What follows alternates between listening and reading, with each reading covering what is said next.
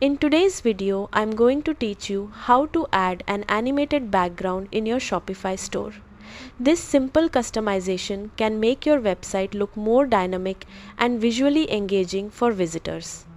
Let's dive right in and get started. First, head over to the Pastebin link provided in your tutorial resources. This page contains the custom code needed for the animated background effect. Once you are there, copy the entire code to your clipboard because we'll be pasting it into Shopify shortly. Now, open your Shopify admin dashboard and click on Online Store from the left-hand sidebar. After that, click on the three dots next to your active theme and select Edit Code. Inside the code editor, use the search bar to look for base.css and click on the file once it appears. Scroll all the way down to the bottom of the file and paste the copied code there. After pasting the code, click Save to apply the changes. Next, return to your Shopify dashboard and click on Content followed by Files. This is where you'll upload the animated GIF or background file you want to use.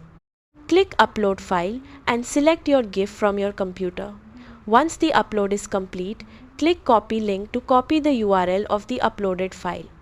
Now head back to Online Store, then click the three dots beside your theme again and choose Edit Code.